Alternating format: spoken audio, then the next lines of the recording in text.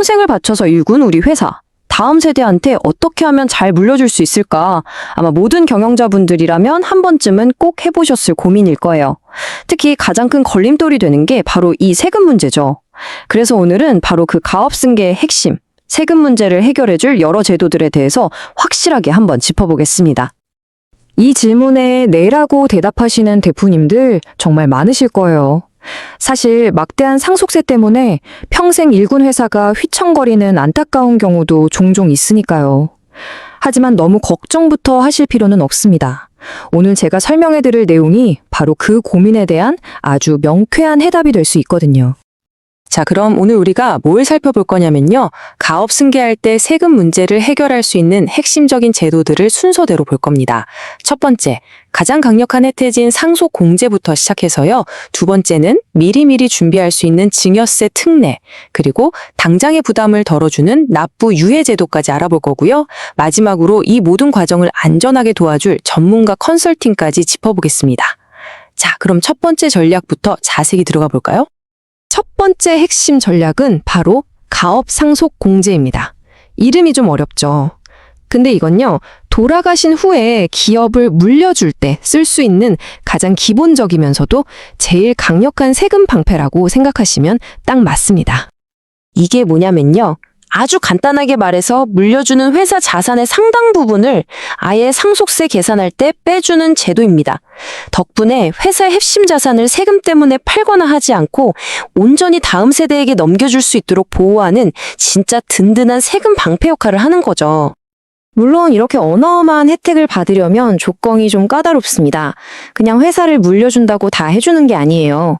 기업의 규모나 얼마나 오래 운영했는지, 또 돌아가신 분이 얼마나 오랫동안 직접 경영했는지, 그리고 물려받는 자녀가 그전부터 회사에서 일했는지, 또 앞으로도 계속 회사를 책임질 건지 이런 것들을 아주 꼼꼼하게 봅니다. 왜 이렇게 복잡하냐고요? 그야 당연히 진짜 가업을 이어나갈 의지가 있는 기업에만 이 혜택을 주겠다는 그런 취지 때문이겠죠. 자, 그래서 도대체 얼마나 큰 혜택이냐? 바로 이 숫자입니다. 최대 600억 원. 네, 잘못 들으신 거 아니에요. 무려 600억 원까지 상속재산에서 빼준다는 겁니다. 와, 이 정도면 정말 상속세 부담이 극적으로 줄어들어서 기업의 미래를 지켜내는데 결정적인 역할을 할 수 있는 엄청난 금액이죠. 자, 지금까지는 돌아가신 이후에 활용할 수 있는 방법을 알아봤잖아요. 그럼 이런 생각 드실 거예요. 아니, 내가 아직 건강하게 경영하고 있을 때 미리 좀 준비할 순 없나? 당연히 있습니다. 바로 그게 두 번째 해결책, 증여세 과세 특례라는 아주 스마트한 전략이에요. 이 제도의 핵심은 딱 하나, 바로 세율입니다.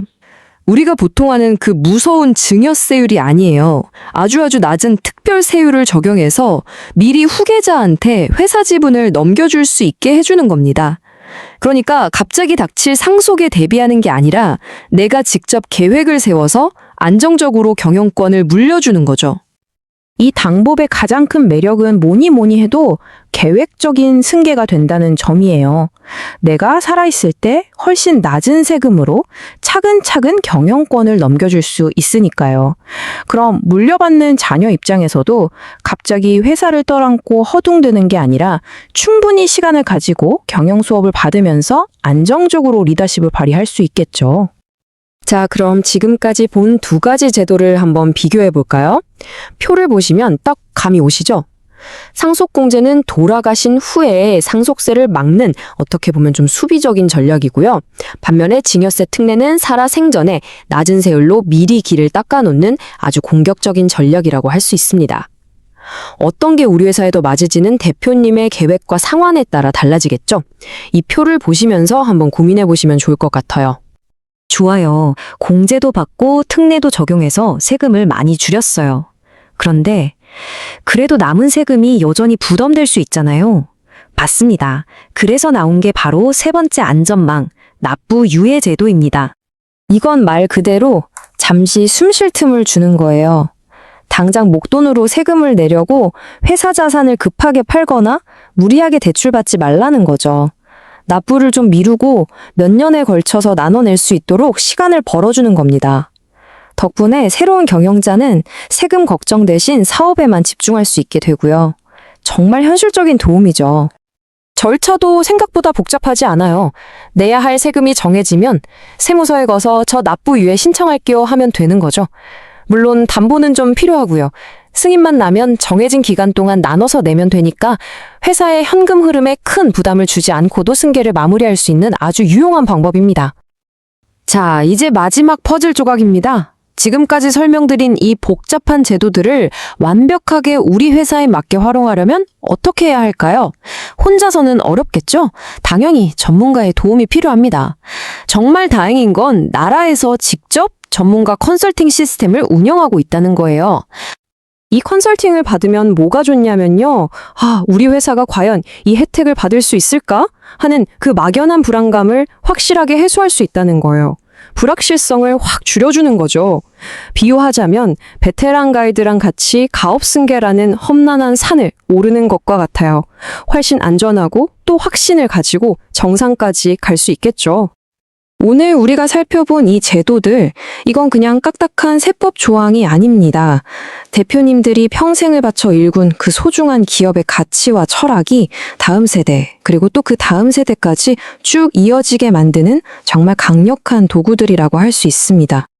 자, 이제 필요한 정보는 다 얻으셨습니다. 근데 아는 것보다 더 중요한 건 뭐죠?